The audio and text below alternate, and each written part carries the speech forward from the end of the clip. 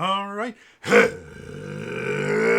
again, adventurers, and welcome to another exciting daily vlog. It's Daily Vlog 2025, number 314, I think. Yeah, it sounds about right. So, today, I have finalized my special rules for Dark Sun.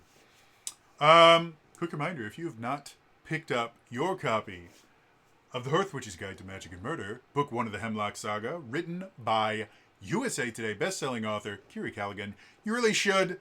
Links are in the description down below. And as a reminder, this is not sponsored. I am in no way making any money off of this in any way, shape, or form. Kiri is my friend. I like her book. I like her writing. I want people to buy it. That's why I do this. All right, so for those of you that have been following along, every December I run a new TTRPG as part of my daily December to try and stretch myself and learn new things and things like that. This year, I am going to be running a game using Draw Steel, the new TTRPG by Matt Colville, and I'm going to be running a Dark Sun campaign. Dark Sun is a campaign setting that originated during the second edition of D&D, and it's basically post-apocalyptic D&D in the best way possible. It's gritty. Everything is out to kill you. There are no gods. Magic actually destroys the environment, and the people in charge just a few centuries ago were trying to wipe out every race on the planet. They're the people that won, and they're the ones that are in charge. All of the kind of fantasy races have been kind of thrown thrown on their side. Like, everything about it is just weird and unique. And it was my first introduction to D&D before I even knew what D&D was. However, in order to be able to run Draw Steel run Dark Sun using Draw Steel, I had to make some modifications to Draw Steel so that the aspects of Dark Sun would still work. Things like there are no deities, so both the censor and the conduit can't actually use massive portions of their character because gods don't exist. So I had to change some the things around. And there's the idea of defiling versus preserving magic and how that would be reflected. So these are my final things. So, sorry, I'm dealing with the things. All right, so the first thing that I decided originally, I was going to have both censors, which the censor is effectively the paladin-like class. It's not exactly a paladin, but it is a divine-themed class that also uses weapons, which in a very broad sense is a paladin. There's a lot more to it.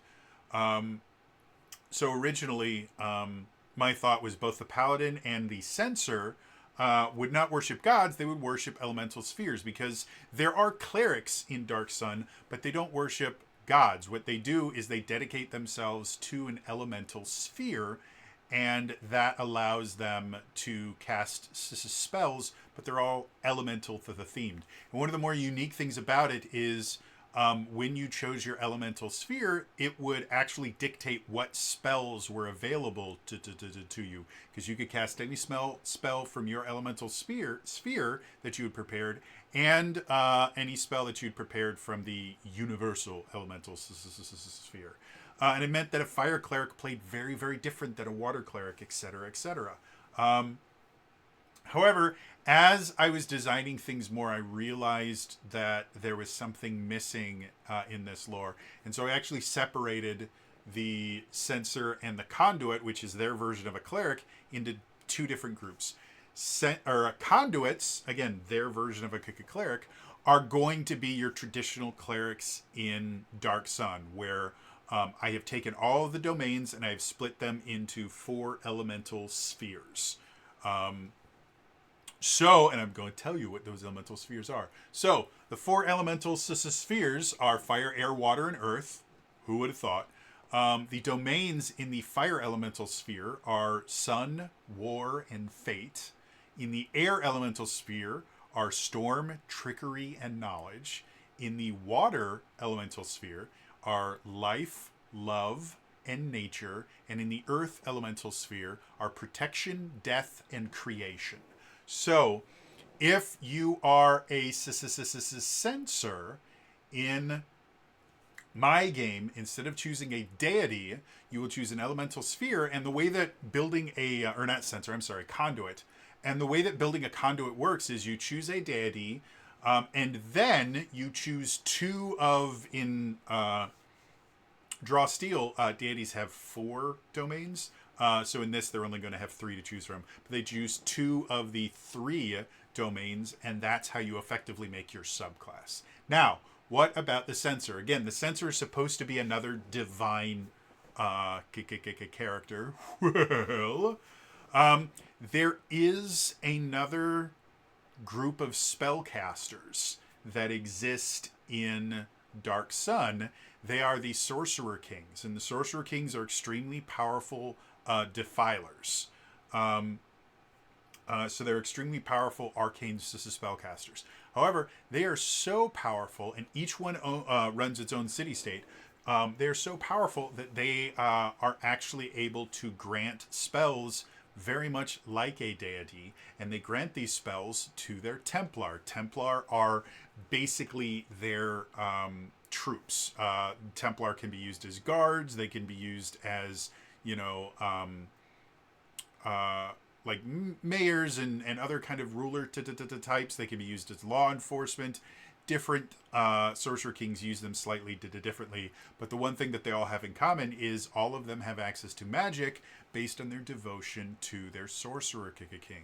So, all of my censors, or anyone that wants to play a censor, is going to have to pick a Sorcerer King, and each Sorcerer King has 2 domains that they have access to.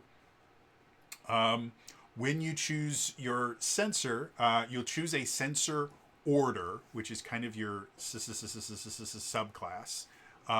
And then in addition to that, you will choose a deity and pick 1 domain from their profile. So in this case, they will pick a Sorcerer King and choose one of the 2 domains from that Sorcerer King's list that they can use for their abilities. And the Sorcerer Kings I have, I was able to find 13 different Sorcerer Kings. However, one of them was wiped out by another Sorcerer King, and there's only 12 domains, so it was just easier to have 12 Sorcerer Kings and 12 domains. And I really like the idea of Boris. Despite the fact that it's arguable about whether or not he even has Templar anymore, because he kind of wiped out his city. But I just like the idea of someone being a Templar to Boris. So, the 12 Sorcerer Kings and their domains are Boris. And if you are unaware, Boris is also known as the Dragon. He was the first defiler to actually go through, and currently the only defiler to actually go through the entirety of what's called Dragon Transformation, which requires you to fully master defiling magic, fully master psionic magic, and then as you are transforming into a dragon, you also have to fully master dragon magic. So Boris is by far the most powerful being on the world of Athos. And his job is to keep this character named Rajat, who originally kind of empowered all of the Sorcerer Kings as his champions to wipe out and commit a genocide on the entirety of Athos. So Boris's job is he keeps Rajat locked away in this deep, dark place. And so because of that, all the city-states give him tribute in the form of slaves that he used to suck their life out to keep the barrier, keeping Rajat hidden, or trapped. So that's Boris. His domains are Storm and War, because well, here I'll just read the description from the Dark Sun Wiki. His scales glowed red with the heat of naked magma, and dark clouds gathered beneath his wings like a storm of fire. So I figured Storm and War fit pretty well for Boris. Next is Kalik. Kalik is the ruler. Oh, and Boris's city that he rules is called Draxa. I think I'm about to sneeze. Nope. All right. So, Kalik. Kalik is the ruler of the city of Tyr. If you've read I can't remember what it's called. It's something Pentad. 5 books that were, 5 novels that were actually set in Dark Sun. Kalik plays a big part in that because the Mole gladiator that is the hero of those books is actually born in Tyr and fights against Kalik. Without getting too spoilery, depending on which part of Athos's history you are in, Kalik may or may not still be the ruler of Tyr. But in my game, we're going to pretend that he's still the ruler of Tyr. And the reason that he actually runs into some trouble is he was trying to become the next dragon. A few of his subordinates were less than pleased with that and helped some gladiators try and overthrow him. In kind of an irony, his domains are fate and knowledge. My personal favorite Sorcerer King is the next one. The Sorcerer King's name is Tektuktiktle. He's the ruler of Draj, and I have to read you his description because it's such a great description of him as a character. Many of the Sorcerer Kings claim divinity, but none are as dogmatic about it as Tektuktiktle. The citizens of Draj worship him, not because they believe he is a god, but because they know the consequences if they don't. He is absolutely nonsense levels of crazy. And he forces everyone in the city of Draj to worship him. And he even has his own title for himself. It involves being like the giver of life or something like that. So, surprisingly enough, his domains are life and sun. The next Sorcerer King is called Dragoth. Dragoth is kind of interesting because Dragoth is dead, or rather was dead. He got attacked by, I believe, another Sorcerer King, ended up dead, but then suddenly he wasn't dead anymore. And now the city that he rules is called New Gustenal, I think is what it's called, Gustenal.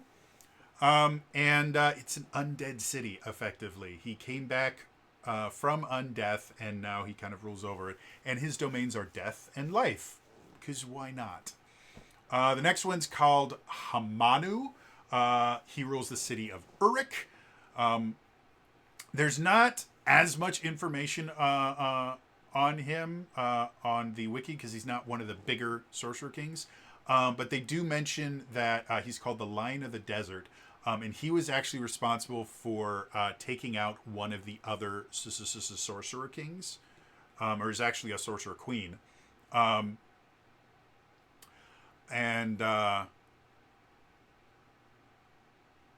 Yeah, he his domains are war and detection because he was a brilliant general and he was actually very good at creating kind of defensive strategies that made him very difficult to beat. So, yeah. The next Sorcerer King is actually a Sorcerer Queen. It's Queen Abalek Ray. Her domains are knowledge and creation, and she actually, if I remember correctly, teamed up with Kalik for a little bit when they were dealing with Rickus, the Mole gladiator that is the hero of the Pentad. I can't remember what the actual name of it is, but Pentad means there's 5 books. So yeah, knowledge and creation just kind of made sense. Some of these were just like I was trying to make sure that each Sorcerer King had 2 a unique combination of two different domains. There are no Sorcerer Kings that have the same two domains. So some of them are just like, oh, I hadn't used this one yet. And that's kind of what it is. Because again, Abalak Ray didn't have as many things that kind of jumped out at me as, oh, it has to be this domain. The next Sorcerer King is called Nibene. This city he rules over is called Nibene. And he's also referred to as the Shadow King because he has his own little like private palace that he will retreat into sometimes for decades, where no one from the outside sees him. And every so often there are rumors that he has been overthrown, and now the city is run by his Templar. And then he'll just show up again. One of the other kind of unique things about him, if I remember correctly, Nibene, his Templars are unique in the fact that they're almost entirely women, and they're all very, very beautiful. So his two domains are trickery and love. The next Sorcerer King is Androponus. He's a Sorcerer King of Balak, and he is the one that I had the least amount of information that I could find.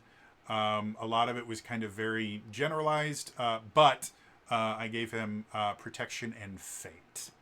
After that, we have Aronis, whose city is Kern, and he is actually another really, really unique Sorcerer King because, and I'll just, again, read directly from the thing from the Dark Sun Wiki.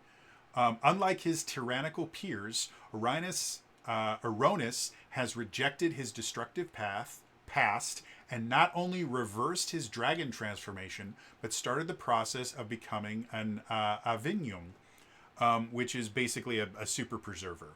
He rules over the city of Kern and is the founder of the secret city of New Kern, striving to build a just society and heal the world from the scars of the cleansing wars and the ravages of defiling magic. So he's basically a Sorcerer King that is a good Sorcerer King. He's trying to heal the world, and so, surprisingly enough, his two domains are love and nature. I thought that fit pretty well. The next Sorcerer King is another queen. It's Queen Oba Lalai Pui, who rules over the city of Gog. And this one, specifically, her subjects consider her to be the Oba, the forest goddess. Over the centuries, she's been in power. They've spelt it a couple different ways here, so I don't know which one is right. So this one, it says Lalali Pui. Has come to relish the worship and adoration her subjects heap upon her. And she is a third stage Dragon King. She's in the third stage of dragon transformation, meaning she's progressed pretty far. She's not fully a dragon like Boris. But she does. She doesn't want her subjects to see her in her dragon form, because dragons in Dark Sun do not look like dragons in like regular D&D. They're kind of lithe and very much more reptile looking, and they just look unpleasant in general. And so she actually uses illusions to make it so people never see her in her dragon form. And so her two domains are nature and death. Because nature for forest goddess, and death because I needed another person that had death in their domain. The next Sorcerer King is Daskinor, who rules over Eldarich. And he is unstable. He always sees mutiny, and all these forces are trying to act against him. And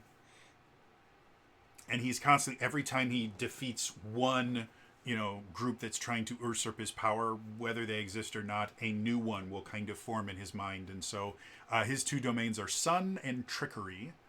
And then the final one, which this one's a little bit interesting, is Queen Khalid Ma, who rules over Khalidney. And the interesting thing about this is Khalidney doesn't exist in Dark Sun anymore. Um, Queen Khalid Ma was Khalidney was eventually destroyed and transported to a dread domain of Ravenloft.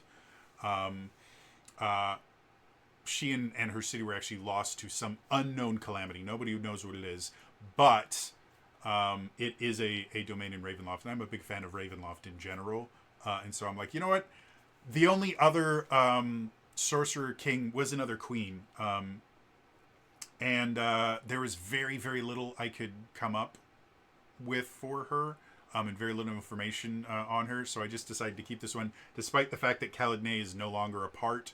I figure if somebody decides to make a censor that is a Templar of Queen Khalidma, we can come up with some interesting reason of, yeah, well, after, you know, the unknown calamity, this particular Templar wasn't in the city at the time and is trying to, you know, find a way to bring his queen back or something like that, or her queen back. I don't know. We'll figure it out later. But the domains for Khalidma are Creation and Storm. So those are the Sorcerer Kings and their associated domains, which again I think will be really, really interesting. The other thing, again, that I had to come up with, which was rules for defiling. So I actually took some inspiration from both the second edition version of Dark Sun and the fourth edition version of Dark Sun. So the way that defiling magic is going to work for me is defilers have a benefit. The way that combat works in Draw Steel is you actually never miss. Anytime you do something, or anytime you use an ability, you're going to be doing at least some damage. But you still have to make a power roll to see how effective it is. So the way that power rolls work is anything 11 or lower is going to be your lowest effect. Then anything between 12 and 16 is going to be kind of your medium effect, and anything 17 or higher is your strongest effect. An example, for the Censor, one of their signature abilities, basically their at-will powers, is called Your Allies Cannot Save You. It's a melee weapon attack, and on an 11 or lower, it does 3 plus your might holy damage. On a 12 to 16, it does 5 plus your might holy damage, and then a 17 plus, it does 8 plus your might holy damage. And then it also has the effect of each enemy adjacent to the target is pushed away from the target up to a number of squares equal to your presence score. So not only do you get to hit them, but you also get to just make it so, no, it's just you and me, buddy. So that's one of their signature abilities, their at-wills, effectively. So the way that defiling is going to work, at least for right now, things may be modified, is defilers have an easier time hitting. So their thresholds for what hits or not is reduced by 2. So instead of 11 or lower being their worst version of it, it's going to be 9 or lower. The second tier is going to be 10 to 14, and then the third tier is going to be 15 and higher. So it makes it easier for them to hit. And I think I'm also going to give them a maneuver, effectively a bonus action, if you're familiar with D&D, that allows them to boost the effect of one of their abilities, either by shifting it to a higher tier or maybe increasing the damage, doing max damage or something like that if there's a roll involved. I haven't quite figured that out yet, but they'll also have that. However, every time they use an ability, every time, and this is going to be for censors, elementalists, and troubadours, because those are the 3 classes that I'm considering using arcane magic. I understand that in the main game, censors technically use divine magic, but again, my censors are Templars. They actually use arcane magic. So for those three classes, if they choose to be defiling, then every time they use magic, it is going to actually drain the life force of the area that they're in. I'm going to take some inspiration from Daggerheart, where I'm going to basically have, and this is also something that's in second edition version of Dark Sun, is anytime combat starts, the area that they're in is going to have a kind of magic or life rating of just how much plant life is around them, because that's what they need to fuel their magic. And so every time they use an ability, it's going to drain some of those points away. And once there's not enough plant life available for them to use an ability, then they are limited to only their free melee strike and their free range strike. They can't even use their weapon abilities. It is just their free attacks, which are just your kind of basic, simple attacks. And the more powerful the ability, the more things that are drained. Like for the censor, they have signature ability. Again, they're at wills. That's probably going to drain like 1 or 2 points. Everything else uses their limited resource, and it has a number. So like they have Wrath is a censor's limited resource. And so they have 3 Wrath abilities and 5 Wrath abilities. And so anytime they spend Wrath to do something, that's going to have to drain the inherent magic of the area that they're in. And again, in Dark Sun, you might be in the middle of the desert where there's very little to no plant life. And so you have to be very, very careful. Also, all defilers are going to be pulling from the same magic pool. So if you have 2 different defilers in your group, they're both going to be pulling magic from the same overall pool.